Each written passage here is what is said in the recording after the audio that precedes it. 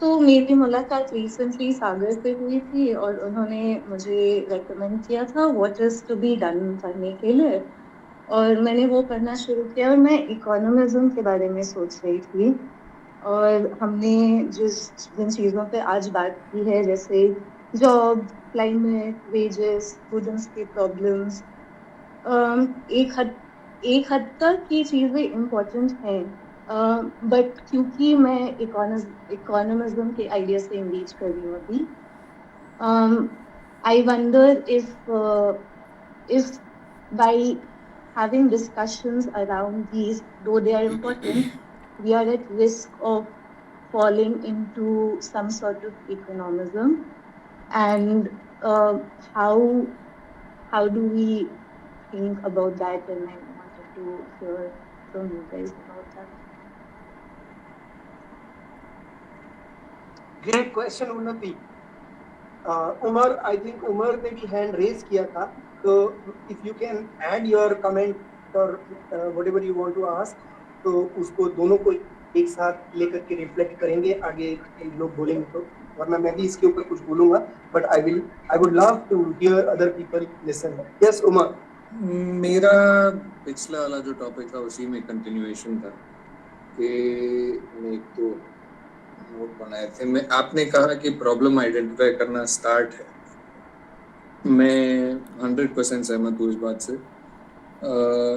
लेकिन एक जो मेरे दिमाग में बार बार ख्याल आता है, अपने पर्सनल एक्सपीरियंस से मैं ये कहूँ कि प्रॉब्लम आइडेंटिफाई करके उसको आर्टिकुलेट करने में बहुत समय लगा, क्योंकि प्रॉब्लम को खोजने के लिए आदमी को पहले डिस्टेबलाइज होने की ज़रूरत होती है कि आप के जो समाज के जो रूल्स हैं, जो आप सोशल और कल्चरल रूल्स जो हैं, जो पॉलिटिकल रूल्स हैं, वो आपको सिखाए जाते हैं इंस्टीट्यूशनली, स्ट्रक्चरली, आपकी फैमिली में, आपके स्कूल कॉलेज में, आपके पब्लिक लाइफ में। तो कुछ डिपेंडिंग ऑन आप समाज के कौन से हिस्से ऐसे आते हैं, आपके पास में कम या ज़्यादा कारण होते हैं डिस्टेबलाइज होने के लिए। और चाहे आप जिस भी हिस्से से आ रहे हैं, उस डिस्टेबलाइजेशन को समझने के लिए जो स्पेस की ज़रूरत है, जो माहौल की ज़रूरत है, बिल्कुल उसके विपरीत माहौल हमारे यहाँ होता है। ऑलमोस्ट हर समाज का हर मतलब जो हिस्सा कह सकते हैं, वो आपको उन सवालों से भटकाने में लगा रहता है। मैं एक आम आदमी की बात कर रहा हूँ जो कि अगर सोचना भी शुरू करे तो मतलब कई तरीके के संगठन तो छोड़िए, सबसे पहले आज की डेट में उसके पास में मोबाइल फ़ोन होता है, उसमें 99% जो भी कंटेंट वो देखता है वो वापस उसको उसी रूल्स में की तरफ धकेलने की कोशिश करता है। तो इसके चलते मतलब वो सही लैंग्वेज तक कैसे पहुंचे, सही मतलब वो सबसे बड़ी प्रॉब्लम है। प्रॉब्लम मुझे यही लगती है, लोग तो परेशान हैं ही।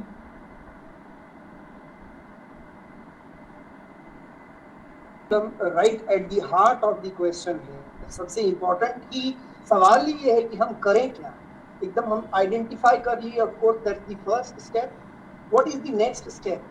Next step to have the study of historical what we have done. हमने पहले क्या किया है, इसीलिए हिस्टोरिकल मटेरियलिज्म हमारा एक वो बेसिस बनता है। Sagar, I am just going to stop you for a second. मैं अपनी इसमें बात नहीं कर रहा हूँ, मैं तो पहुंच गया यहाँ पे। मैं कह रहा हूँ, मैं चाहे आज जितनी टॉपिक पे बात हुई कि पेपर लीक पे बात हुई, पेपर लीक वाला जो आदमी है जो उससे परेशान है, उसकी ज़िंदगी में और भी चीज़ें हैं कि भाई एजुकेशन जो है प्राइवेटाइज्ड है, उसके लिए खर्चा करना पड़ता है, खर्चा करिए तो फिर अच्छे वेतन वाली नौकरियां नहीं मिलेंगी, तो वो सारा डिसीजन मैट्रिक्स रहता है। इस सबको समझने के लिए जो करंटली हमारे उसमें उसके पास में सबसे पहले जो आवाज़ पहुंचती है वो हमारे मेन स्ट्रीम के आइडियाज़ को ही रीइंफोर्स करती है। मैं कह रहा हूँ वो आदमी क्या करे?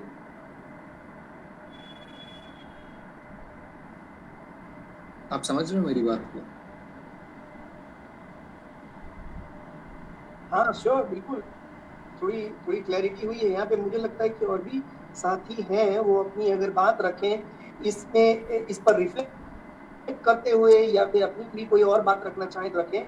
इकोनॉमिज्म के ऊपर भी एक सवाल आया जो कि उन्नति ने किया कि इकोनॉमिज्म में और पॉलिटिकल फाइट में क्या डिफरेंस है। आई थिंक दैट वो इंगेज कर रही है what is to be done से, तो उसको उसके अराउंड ये सवाल है। और ज़्यादा व्यावहारिक सवाल है उमर का कि वो लोग जो कि उसी में उलझे हुए हैं, उनके पास क्या रास्ता बनता है कि चलिए रेवोल्यूशनरी जो है या जो पॉलिटिकली कॉन्शियस है, जो फाइट कर, वो जानते हैं कि फाइट करने से ही, पॉलिटिकल फाइट से ही चीजें बदलेगी, उनके पास तो एक वो है।